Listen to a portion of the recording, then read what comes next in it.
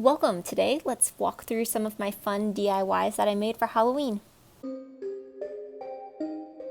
So, welcome back. Today, we're going to be going over 4 different DIY things that I made for Halloween this year, and to give you some ideas, to give you some inspiration maybe for next Halloween, or if you're looking for any last minute tasks. There are going to be a couple that are fully no-sew DIY, and then there will be some that is involve sewing in case you're looking for a fun table runner or for a quilt. Before we get started though, be sure to like, comment, and subscribe, and let me know what videos you want to see next. Okay, so the first little DIY item we're going to talk about today is my abstract bat table runner that I made. There is a whole YouTube tutorial on how you can make one of these yourself. I'll be sure to link it at the top.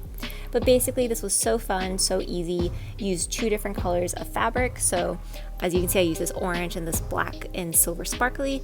And then it does have a back and a lining. So you could definitely wash this. You could use it for a lot of different purposes. You could even add batting if you want to make it a little thicker. And then I quilted kind of like a spider web design on it, and it's great as a fun decoration to have around the house, and we love how it turned out. It was very simple. I think it took maybe an hour, and that included a snack break. So it's a really fun little make if you're looking for something last minute Halloween DIY to do. My next little DIY item is this pumpkin. So the pumpkin and the lights were actually a wedding decorations last year, but I made it a little spooky by adding this fun little skeleton tie. So I did sew this up and then just kind of tie it on the top. You could definitely just use ribbon though if you didn't want to do any sewing.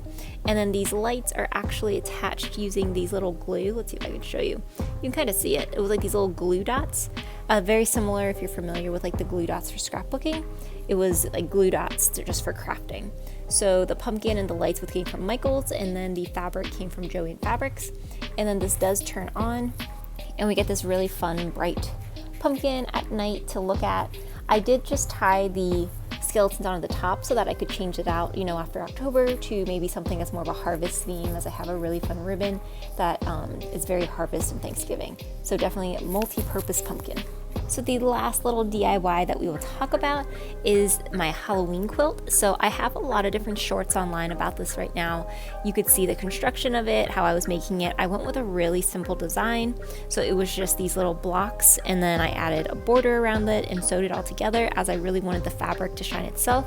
You may recognize this fabric from my video on where you can buy different fabrics from, or where I get my fabrics, as these 2 came from a local fabric store in Connecticut that were just really fun. The best part about this fabric though, and why I like it so much, is it turns out it glows in the dark. So these ghosts, the mummy, skeletons, the little stars, they all actually glow. So we currently have it underneath a light so that at night when we turn the light off, you are able to see it and we get some of that glow in the dark effect. The back is just this really fun bat material, and then you can see that I did quilt a spider web pattern on it to keep it looking extra spooky and extra fun. But yeah, so this was probably my biggest sewing project for this fall, and I love how it turned out. So we did DIY a wreath as well this year, so this actually all came from Michael's and there is no sewing involved. And just for reference, we did actually buy all these materials maybe mid-October, and the Michael's where I am still actually had some of these supplies and they were really on sale. So if you are in a last minute need of a wreath, you may be able to find something. Basically though, what we did was we took this ghost wreath, so this came from Michael's how it is. Then we got some lights to wrap around it, which I'll show in a second. And then we got 2 different types of ribbons and wrapped those around it as well. And that's how we got this really fun wreath. It's so sparkly and shiny. And then the lights that we used are actually multicolored. So as you can see, they have 7 or 8 different functions, and they are the timer lights. So they go between orange and purple, and they have different patterns that they can do. It's just so fun, and it's definitely very Halloween. It was very easy. This took probably in total about 30 to 45 minutes to make, as we only got 1 spool of each ribbon, so I kind of had to go through and redo it at one point as we didn't have enough. But it was a very easy make, it was very fun, and now we have a Halloween wreath. Well, I hope you enjoyed this little Halloween DIY tour. Be sure to tell me in the comments which one was your favorite, which items you have made, what's some Halloween DIYs that you've taken on. Also tell me what you want to see. Be sure to like, subscribe, follow me on Instagram, and stay tuned for the next video. Thanks.